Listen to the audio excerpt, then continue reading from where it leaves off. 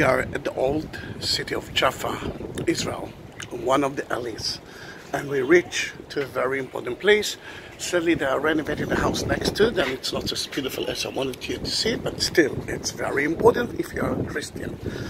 Let's go back to the book of Acts. Let's go down to that gate, because it's sunny there and it's freezing today. It's only 16 degrees, which for us it's cold.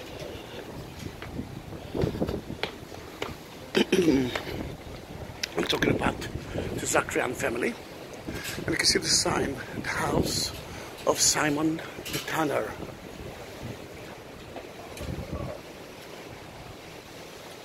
Let's talk about the story. Before that, I want you to see that there is a minaret above it. The book of Acts tells us actually the last story of St. Peter. After chapter 10, you won't find anything about St. Peter in the book of Acts. He finished his mission. After Jesus died, St.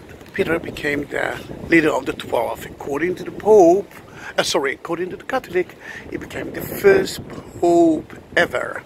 Then he reached Lydia, and from Lydia he reached Jaffa.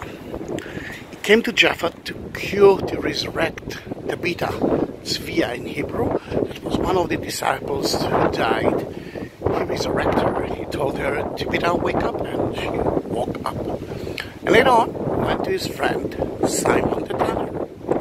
In that building, according to so many people, I'm saying it because there's other traditions. For example, St. Peter Church, not so far away from here, is another place at the market, a Russian market, another place at Jaffa, but most of the people actually believe in that area. Is it important? I'm not sure, because it's very close to each other.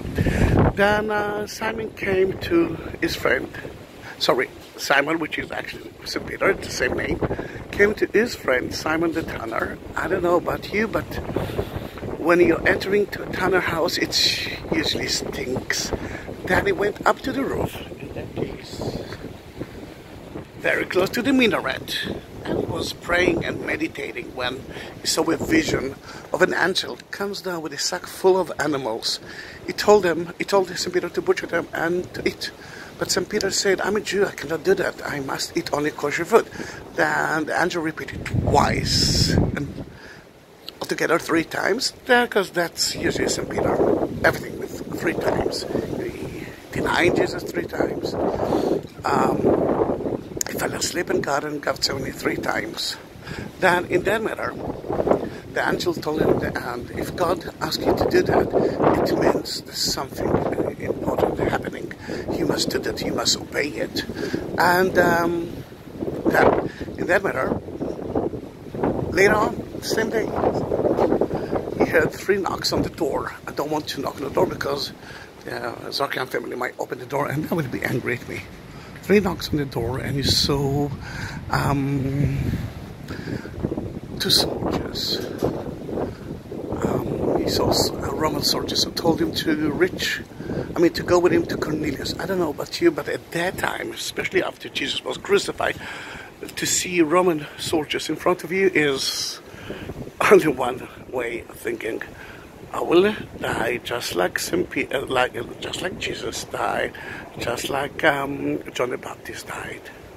He went with them to Caesarea, which is not so far away from here. If you're talking about walking, then it's a little bit long, but as I believe that Jaffa is a port city, they sail to Caesarea. And then Cornelius told him, I want to be like you. But St. Peter said, I cannot. Only Jews can be part of the new Judaism who were actually waiting for the Messiah to come, and he came.